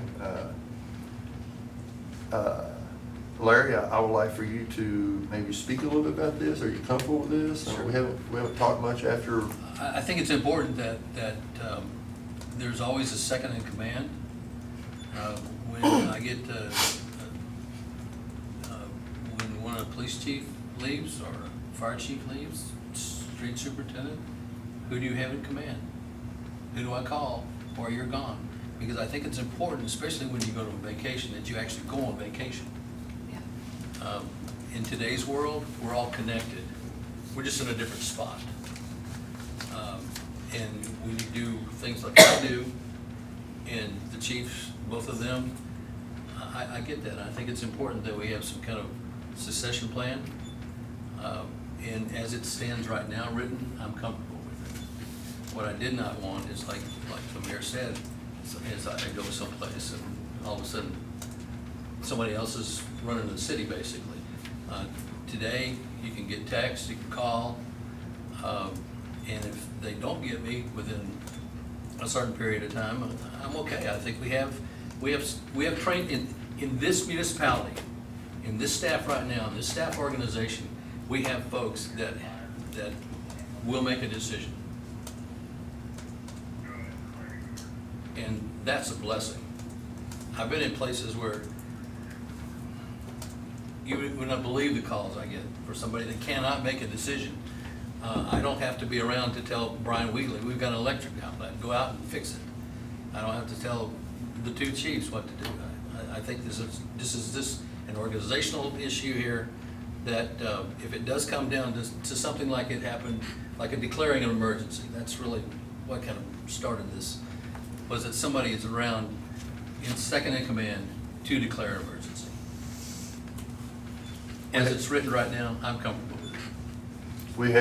We had a situation which all of you are aware of the sewer plant, or the sewer lift station, the pumps went out of it. And Larry was a conference, wasn't it? It was a conference. And so Dixie went into the mode that she does, trying to get ahold of Larry, and he stepped out and called her and, declared emergency, and Dixie went ahead and organized and got everybody in position, and we just went on like nothing. And so I appreciate that.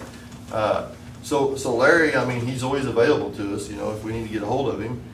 I think that where it's a benefit to the city to have that. But this is a situation that if something happened, that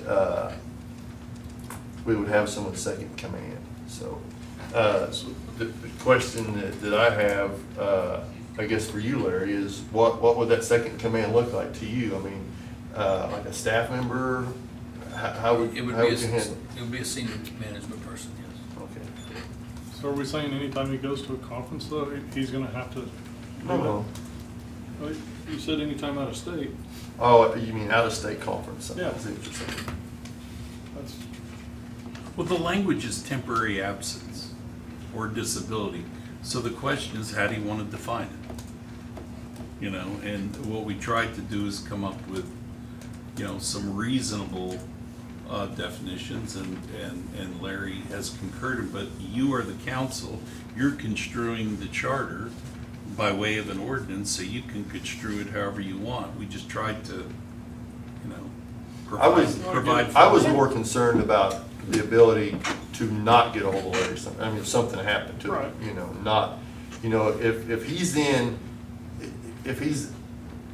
if he's in a scenario where he can always step out and call or something, I think that the staff would always make that effort. My main concern about this whole thing was, for some reason, if we couldn't get a hold of Larry, what do we do? So it doesn't mean that every time he's out of the city limits or the city for 2 days or out of state, this goes into effect. It's basically when he says, I'm gonna be unavailable and I'm gone for 2 days, that's when. that's not the way it's worded to me. No, it's the way it's worded. If he's out of corporate limits for more than 2 business days, which is more than a weekend, or whenever he's out of state, of course, disability is defined the other way. I mean, sometimes there's just a standing order. If I'm gone, you're in,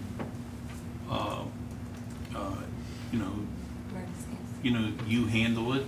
Well, for instance, when my father-in-law passed away, I sent out, if you have an issue, talk to Dixie. Right. I think the question I have is this really something that we need to do as a council? Or is it something that? Well, you actually do it as a council if he doesn't do it. Okay, well, that was my question. Because it provides, as you go further, that you can appoint a qualified acting manager whenever the manager fails to make the designation. If you suspend the manager, if there's a vacancy in the manager. This provision is right out of state law, okay? And when I wrote your charter, I took it from state law and stuck it right into your charter because it was a good provision for a city manager. I mean, somebody in state law thought it was important, so I figured it would be good in the it'd be good in our charter. This is just in an effort to try to define the definition of temporary absence or disability. So in that language though, he could, if he wanted to, he could actually appoint someone for that, right? Because it says if he fails to? Yeah, it says if he fails to. That's where we're asking him just to appoint somebody. So would you be more, I guess what my question is, I mean, you are the manager. I don't know. Well, one would hope that I would pick the right person, the most qualified person. It's true, but that's also what you're paid for. I'm interested in what you're trying to say. So, would you not be more comfortable knowing who that would be? That's what he said he'd do just now. Yeah. Okay. Yeah.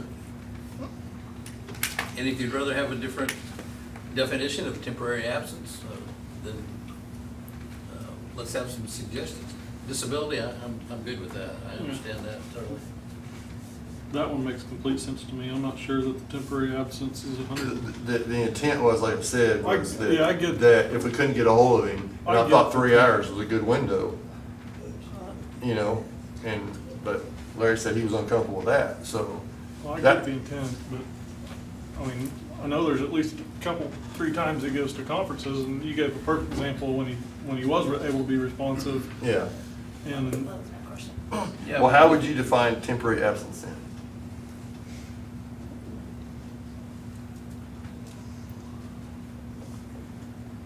when, I mean, Larry asked for the clarification and we gave it to him, and he's happy with it, so. I would just think if he is at a conference and he is available or can step out, I mean, that is the job that he has. I think what this means is if he's at a conference and we can't get hold of him, Dixie can just go ahead and make the decision. Or whoever he plays, I just said Well, Dixie, whoever. if I appoint someone when I leave, and she normally knows, she has access to my calendar, so she knows exactly when I'm gonna be gone usually. That could be something she's just the person that steps up and does that.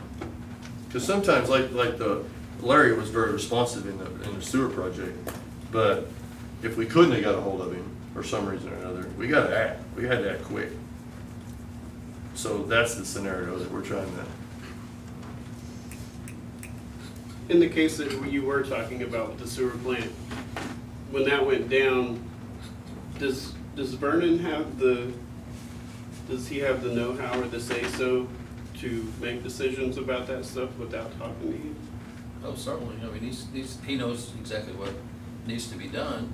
But it just happened to be on that particular thing that was, it was a high cost dollar. So that puts it into a different bucket, if you will. He doesn't have the power to declare the emergency. To the dollar amount that we needed to expend at the time. Gotcha. Yeah. That's what I was really getting at, is like, you know, there are other plans in place, so.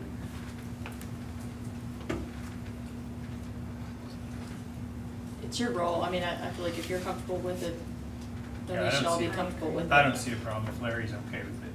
Okay with it. Because for me, I was just thinking as a manager. So And I'll if I feel like make, I need to change it, we'll come back. I'll make a motion We're to all approve mobile now. ordinance 2019-17. I'll second. Second. Any further discussion? Roll call, please. Kohler. yes. Bond. Yes. Gilbeck. Yes. Ahern. Yes. Marshall. Yes. White. Yes. Hill. Yes. Lyons. Yes. Stroller. Yes. Thank you, Larry. I appreciate you doing this. Yes, motion on emergency, somebody. Motion on emergency. Second. Roll call, please. Kohler. Yes. Bond. Yes. Gilbeck. Yes. Ahern. Yes. Marshall. Yes. White. Yes. Morrow. Yes. Lyons. Yes. Stroller. Yes. Is there any new business that needs to come before the council tonight? Seeing none, item 20, consider convening into executive session to discuss the purchase of certain interest in real property necessary for the Upper Black Bear Creek Watershed Dam Number 62 Perry Lake Project pursuant to Title 25, Section 307B3 of the Oklahoma statutes as amended. Motion to convene into executive session. Second. Roll call, please. Kohler. Yes. Bond. Yes. Gilbeck. Yes. Ahern. Yes. Marshall. Yes. White. Yes. Morrow. Yes. Lyons. Yes. Stroller. Yes.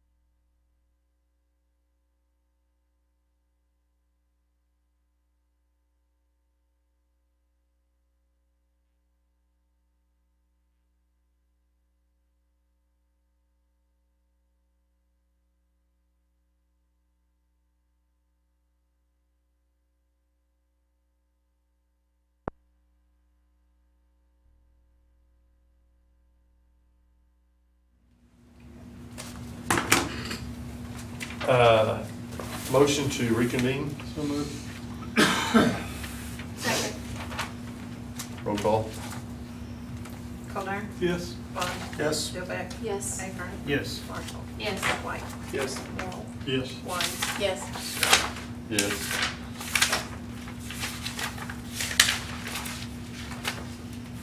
Take any action deemed necessary with regard to the purchase of certain interests in real property necessary for Upper Black Bear Creek Watershed Dam Number 62 Perry Lake Project.